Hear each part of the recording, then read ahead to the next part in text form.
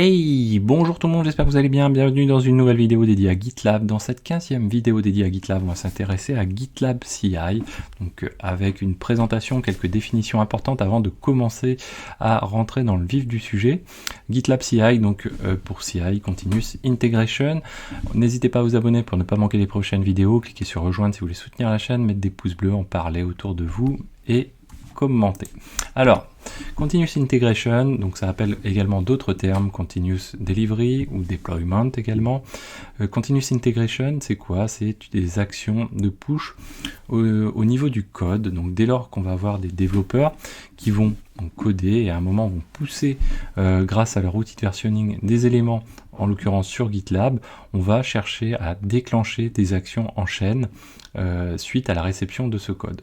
Donc quand on parle de code, c'est au sens large du terme, ça va aussi bien du code applicatif tel que du Go, du PHP, du Python, etc. ou à de l'infrastructure as code où on va avoir plutôt des langages de type YAML ou spécifiques tels que du langage de Terraform, etc. Le but c'est quoi derrière? C'est de déclencher des actions, comme je vous disais, donc pour faire par exemple du code quality, donc vérifier la syntaxe, améliorer l'écriture du code en question, et puis également des tests unitaires pour éviter d'éventuelles régressions, tout ça dans un objectif final au niveau du Continuous Integration qui va être le build de l'élément applicatif en lui-même. Le but de tout ça, c'est quoi? C'est d'éviter de reporter des bugs le plus loin possible dans la chaîne. Donc plus tôt on sort des bugs, moins ça arrive proche de la production, moins ça arrive vers la production, moins ça coûte cher à une société, c'est-à-dire moins ça fait intervenir d'acteurs dans la chaîne, et moins c'est onéreux, moins ça a d'impact. Donc c'est vraiment l'objectif, un des objectifs principaux de la Continuous Integration. Également la Continuous Delivery, donc CI/CD, le premier élément de CD, ça va être des tests complémentaires dans un environnement proche de la production. C'est-à-dire que là, si on a des bases de données, ce genre de choses, on va se connecter dessus, on va faire des tests plus ou moins poussés, avec de la charge éventuellement, ce genre de choses. Et ça va permettre d'aboutir à une première release, à une première version, à versionner un applicatif avant sa mise en production. Donc ça, c'est quelque chose qui est très important. C'est là où on va retrouver les systèmes qui vont permettre de simuler un environnement de production. Ensuite, on a le Continuous Deployment, donc le dernier élément de la CD. C'est le déploiement automatisé en production. Donc là, on parle vraiment, suite au Continuous Delivery, on dispose d'un livrable pour la production. Et bien, le Continuous Deployment, lui, de manière automatisée, va l'installer en production. On verra ça un petit peu plus tard. Vous pouvez aussi vous reporter à la playlist Devenir DevOps, où on construit tout un pipeline également avec Jenkins, qui est un autre outil. Donc ça, c'est quelque chose qui est important. Et comme je vous le disais, donc GitLab CI le fait très très bien. Pourquoi? Parce qu'il dispose du code à côté, justement, en termes de repository. C'est lui qui héberge le code très souvent. Et donc, du coup, c'est assez naturel de le retrouver dans cette posture-là. Et c'est même très très pratique. Ça permet beaucoup de gains et beaucoup d'efficacité. Contrairement à, par exemple, ce qu'on a fait dans la playlist Pipeline DevOps, où on s'est attaché à utiliser Jenkins avec GitLab, ce qui fonctionne très très bien. Néanmoins, voilà, c'est une méthode un petit peu plus historique avec Jenkins qui existe depuis très très longtemps par rapport à GitLab CI, mais qui ne fonctionne pas, en tout cas les périmètres des deux outils ne sont pas tout à fait les mêmes. Donc on va parler aussi de pipeline. Donc le pipeline, lui, qu'est-ce qu'il représente par rapport à la CI/CD? C'est un moyen technique pour dérouler des étapes finalement, et dérouler ces étapes. Voilà, donc ça c'est quelque chose qui est très important. On va retrouver donc une documentation aussi qui est assez intéressante, c'est celle-ci. Au niveau de GitLab, vous retrouvez donc le concept de CI/CD qui est mentionné avec les principales petites définitions qu'on a vues. Pardon. Et donc on retrouve aussi des éléments schématiques qui vont permettre de se représenter ça par rapport à tout ce qu'on a vu, notamment en termes de repository avec les éléments de branche. Donc on voit la création de branche. Alors on n'est pas dans un git flow tel qu'on l'a vu lors des précédentes vidéos, mais on est quand même dans un flow, c'est-à-dire on crée une nouvelle branche, on fait des évolutions, on fait des tests dessus, et puis on la merge, et enfin on finit par déployer. Donc on retrouve la Continuous Integration, Continuous Deployment ici. On va avoir d'autres schémas qui vont intégrer également le package, donc c'est quelque chose aussi qui est important. Alors, en termes de définition spécifique cette fois-ci à GitLab CI, on va parler de runner, c'est-à-dire qu'on a notre instance GitLab, mais pour pouvoir faire ces fameuses actions, ces fameuses tâches qui vont avoir lieu au cours de notre pipeline, on va avoir besoin de process, on va avoir besoin de ressources, de CPU, de RAM, avec éventuellement des spécificités. Donc ces ressources, elles vont être fournies par ce qu'on appelle des runners, qui vont être soit des serveurs, des VM ou des serveurs physiques éventuellement, ou également des containers, que ce soit des containers Docker simples ou éventuellement dans Kubernetes. Donc ça, c'est quelque chose qui va représenter le runner. Son but, ça va être de lancer ses jobs un à un petit peu bêtement, entre guillemets, et derrière, on va pouvoir éventuellement typer ces runners, c'est-à-dire comme je vous disais, on va leur affecter des ressources et en même temps on va être capable de leur fournir des applicatifs au sein de ces, alors que ce soit des containers, des VM ou autres. Par exemple, si on décide d'avoir une utilité de Docker, on va installer Docker dedans, Ansible, Maven, des éléments plutôt liés à Windows ou autres, et ce qui va permettre de typer les différents runners avec des spécificités. Pour cela aussi, on verra qu'on peut utiliser des tags, ce qui va permettre d'aider éventuellement les développeurs à faire leur choix pour choisir les runners qui vont être utilisés. Donc il est très fortement recommandé d'utiliser une machine différente du host GitLab. Donc on a notre instance qui tourne sur une VM, sur un serveur, sur un container. On va pas faire tourner ça au même endroit, on va faire tourner ça ailleurs pour préserver les ressources, éviter de faire un mélange des ressources qui est quand même plutôt pas mal, d'autant plus que les runners fonctionnent au coup par coup, c'est-à-dire que ça va être un outil sur lequel on va avoir une sorte de scalabilité, en tout cas de modularité qui va être assez intéressante.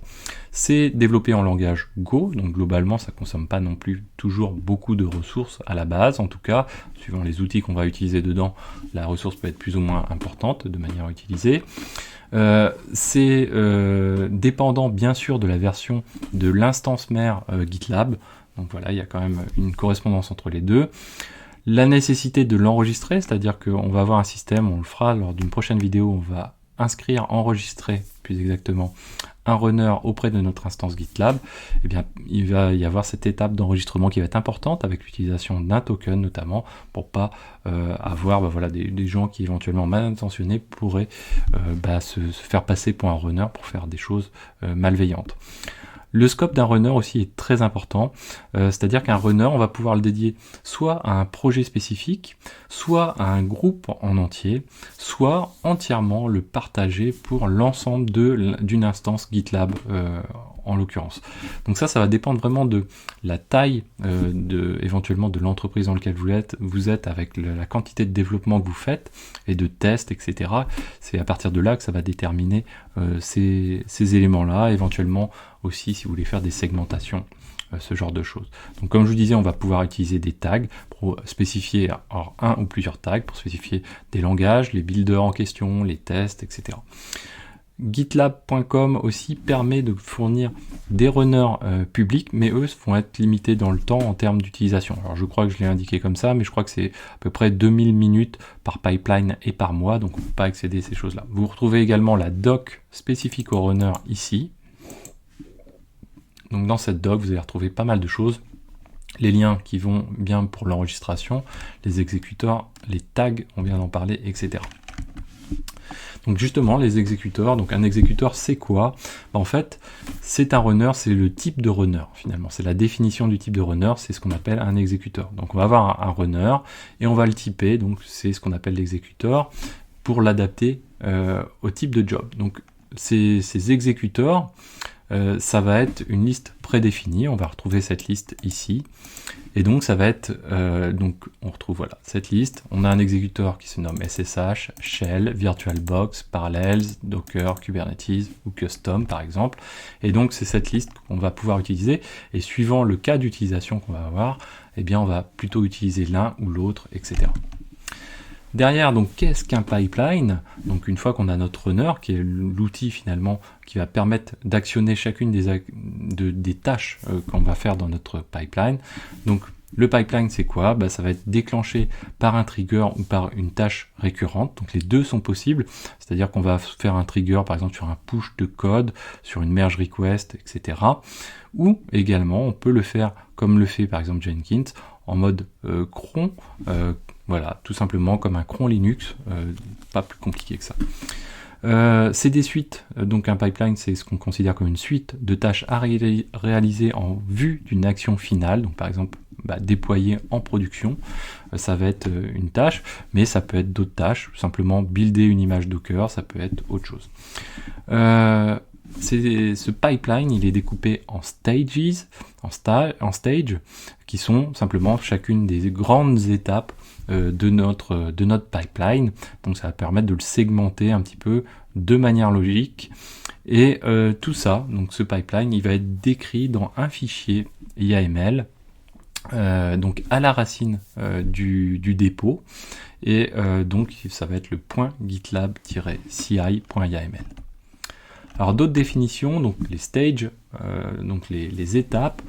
Donc ce sont les étapes du pipeline, on vient de le dire, et ça peut être constitué de un ou plusieurs jobs. Donc le job c'est vraiment l'unité quasiment la plus fine au niveau de GitLab CI, et on peut éventuellement les paralléliser.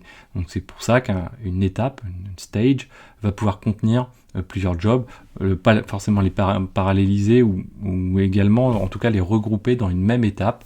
Par exemple on va avoir une étape de build qui va constitué éventuellement de plusieurs étapes, récupération du code, build je sais pas, d'un Maven, build de l'image Docker, etc., etc. Donc on va pouvoir regrouper ces éléments et c'est vraiment une couche logique. Derrière, donc du coup, cette couche logique d'étapes est constituée de 1 à plusieurs jobs, et ces jobs, c'est vraiment la tâche précise qui va être réalisée. Ça va être très spécifique à celle-ci, donc le runner en question va vraiment jouer un rôle très important à ce niveau-là. On va pouvoir y fixer également au niveau de ces jobs des contraintes d'environnement, de conditions. Donc on va dire par exemple si on est sur telle branche, on va réaliser le job de telle manière, ou on va définir telle variable d'environnement, on va tout simplement peut-être ne pas jouer ce job ou le jouer autrement. Ce job, il va être constitué d'un volet qu'on appelle script. Ce volet script, c'est quoi? C'est tout simplement techniquement les commandes qui vont être réalisées au sein de ce job. On va pouvoir aussi avoir des étapes avant et après ce script, donc le before script ou le after script. Donc plus simplement, on retrouve notre pipeline, donc notre GitLab CI CD, c'est quoi? C'est donc l'imbrication d'un pipeline composé de 1 à plusieurs stages, composés eux-mêmes de 1 à plusieurs jobs, qui est composé chacun de ces jobs par un script avec éventuellement une étape avant, une étape après. Donc je vous rappelle ce lien qui est aussi très très intéressant, qui rappelle des éléments au niveau de la partie Continuous Integration, donc le concept global. Voilà, donc j'espère que cette vidéo vous a plu, n'hésitez pas à la partager, à mettre des pouces bleus, à commenter, et moi je vous dis à très bientôt sur Xavki.